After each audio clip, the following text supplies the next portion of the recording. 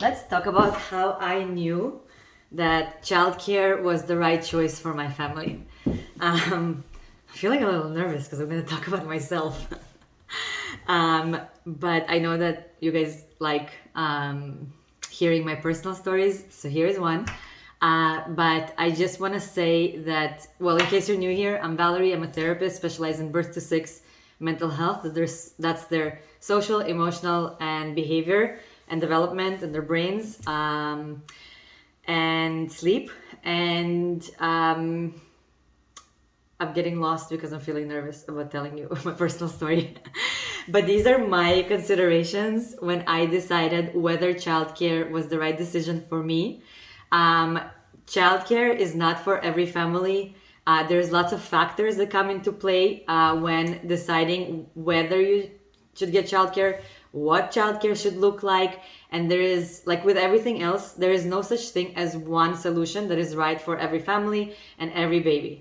There is also a thing where there is an ideal based on like baby and child development, but there is also real life. And I think we're all kind of balancing the two and our circumstances and are trying to choose what's best within our resources, within what's available to us, and within our values. So if you're kind of like a gentle, responsive, respectful, attachment parent, if you like to read about what's best for your baby or child, and that's probably why you're here in the first place following me. If you kind of like doing, obviously you want to do what's best for your child and your baby. Sometimes what you learn is best conflicts with what you feel is best in like practice in your everyday life. And sometimes what you learn is best is actually what makes you miserable. So I just want to say that there is lots of nuances to these decisions. There is no decision that's right for everyone. So it's really important for you to remember that just because I made certain decisions for myself, it doesn't mean that that's the right decision for you. But I do want to share with you my thought process, because I hope that maybe it'll help you maybe with your considerations or encourage you to trust what you think you know you need. And also maybe make you feel a little less judgmental of yourself and a little less judged maybe by what you see online.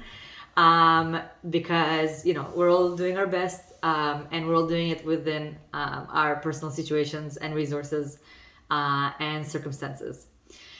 So I live in Canada. This is a big thing to consider, because if you live in the US, for example, your mat leave situation is completely different. So for me in Canada, mat leaves are 12 to 18 months.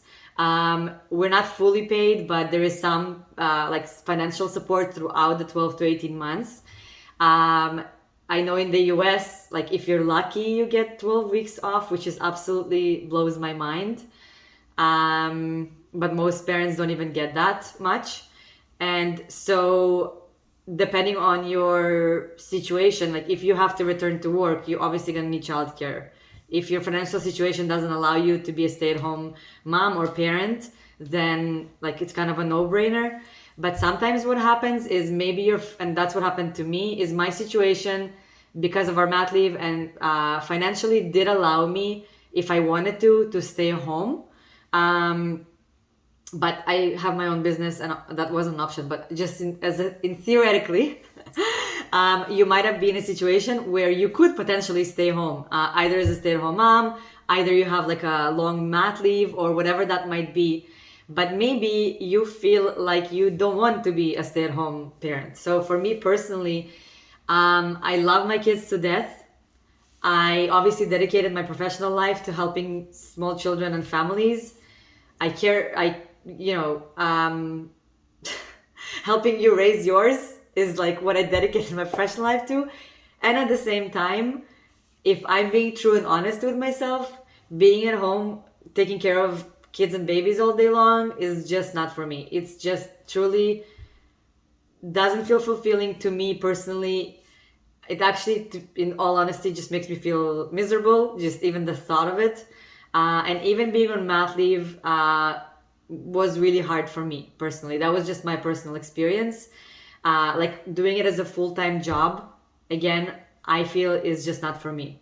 If it is for you or something that makes you feel happy and inspired and meaningful and all of that, then the literature does say that what's best for your baby and your small child is to stay home with their parent. It's just that nowadays, for like 5 to 6 years at least, it's just that nowadays, the way we live and depending on where you live, there's just not that kind of support that allows you to keep them home and not basically be the only one who's responsible for them for that entire time. So back in the day when we had villages and when we lived with our relatives, our parents, our aunts and uncles, friends and families within walking distance, then yeah, keeping your kids at home probably was really fun or really nice, because you wouldn't spend the day alone with your child by yourself trying to come up with activities. You would spend the day hanging out with your friends and family, and it was a shared responsibility, and you had time like probably to do things for yourself, or maybe you weren't so focused on like how you're going to raise your babies. But the reality for many families nowadays is, if you choose to be a stay-at-home parent, you're probably doing most things like alone and by yourself with little support. And so I just knew that was not for me, even if that's what like is ideally theoretically best for my child, to spend their days with me, especially if they're really small, like a baby or young child. So you might have guessed, but my own well-being was a huge consideration, like how I feel about staying home with them, how much support I would have during the day, what our days would look like, how I just feel in my stomach about staying at home with my kids, who I love to death, but it's just not something that I can happily do all day long. Like taking care of the house, taking care of kids, it's actually something that I personally in my life would like to outsource as much as possible. I want to love them and parent them and mother them, but housework, just not for me. Playing with them all day long, not for me. Planning educational activities, also not really for me. If this makes me sound like a horrible parent, that's okay with me. I'm a big believer that if I am happy and fulfilled, even if it means that I spend less time with them, I'll be a better me when I am with them than if I spend more time with them being unhappy, unfulfilled, frustrated with my own life. So I have made the conscious choice and realization that for me, I would prefer to spend less time with them, but be present, be happy, feel connected, rather than spend more time with them and feel stressed out. Does it mean that if you spend more time with them, you're going to feel stressed out? No, but that was the case for me personally, and I just had to acknowledge it, accept that fact about myself, that I don't think I was ever meant to be a stay-at-home mom. And, try to kind of let go of those judgments that like a good mom would want to stay home with her kids. Because the truth is, I don't want to do this all day long. I just don't. That's not how I feel about my role as a mom and what's important to me as a human. And you can judge me if you want, but I hope I'm not the only one.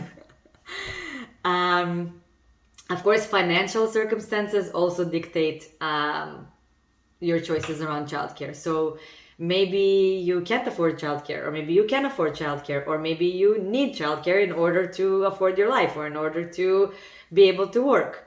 So financial circumstances are definitely a consideration. Another consideration of whether your child goes to childcare is, do you have family available who you feel you can trust, who you feel you can rely on, who you feel aligns with your value, who like just works for you? Sure, it would be wonderful for my kids. The best next thing of them staying with me would be staying with their loving relative, like grandparent, aunt, uncle, their other parents. But that's not a possibility for many of us nowadays, because grandparents work or have their own life or whatever, and don't have the capacity to stay with my kid full time. Maybe they're older and they just don't have the physical ability to take care of a little baby or child full time. So your community, your resources, your supports, they're also going to be a really big factor in your ability and decision to keep your kids at home and out of childcare. Another one is childcare options.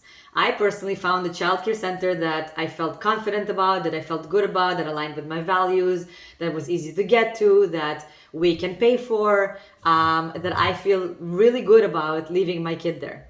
If that's not an option in your circumstance, then that's going to impact your decision whether you're going to put your child in childcare and when you're going to put your child in childcare also. So I hope these. Did you have other considerations about putting your child in childcare? Let me know what they are. These are just some things that I thought through when I was making this decision, and honestly, I'm really happy with my decision.